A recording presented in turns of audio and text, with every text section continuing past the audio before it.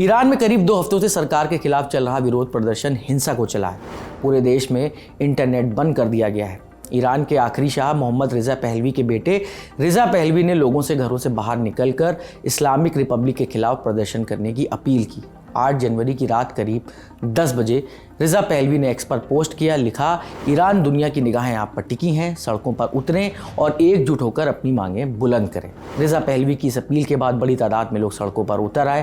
प्रदर्शनकारी ईरान के सर्वोच्च नेता अयातुल्लाह अली खामेनेई को हटाने और रिजा पहलवी की वापसी की मांग कर रहे हैं।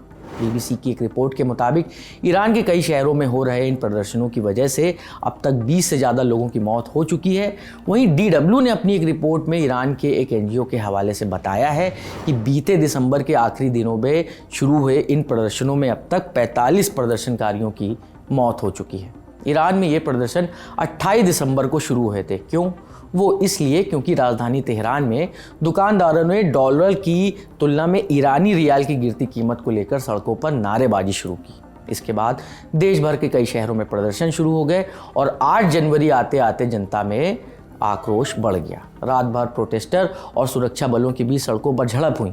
भीड़ को हटाने की कोशिशें की जा रही हैं, लेकिन प्रोटेस्टर मानने को तैयार नहीं है। ईरान में सत्ता के खिलाफ प्रदर्शन जिस तेजी से बढ़ रहे हैं, उससे खामेनेई शासन साफ तौर पर घबराया हुआ दिख रहा है और सख्त फैसले भी ले रहा है। इंटरनेट के अलावा पूरे देश का एयर स्पेस बंद कर दिया गया है। तेहरान का मुख्य एयरपोर्ट भी ठप कर दिया गया है ताकि किसी भी तरह की आवाजाही पर पूरी तरह रोक लगाई जा सके। इन पाबंदियों के बाद रिजा पहलवी का एक और बयान सामने आया। 9 जनवरी की सुबह करीब 5 बजे उन्होंने एक्स पर लिखा, लाखों ईरानियों ने आज रात अपनी आज़ादी की मांग की। जवाब में ईरान में सरकार ने कम्युनिकेशन की सभी लाइनें काट दी, इंटरनेट बंद कर दिया है, सैटेलाइट सिग्नल को जाम करने की कोशिश भी की जा सकती है। उन्होंने आगे लिखा, मैं आज़ाद दुनिया के लीडर प्रेसिडेंट ट्रंप को धन्यवाद देना चाहता हूं कि उन्होंने सरकार को जवाबदेह ठहराने का अपना वादा दोहराया। अब समय आ गया है कि यूरोपियन लीडर्स समेत दूसरे लोग भी उनकी बात मानें, अपनी चुप्पी तोड़ें और ईरान के लोगों के सपोर्ट में और मजबूती से काम करें।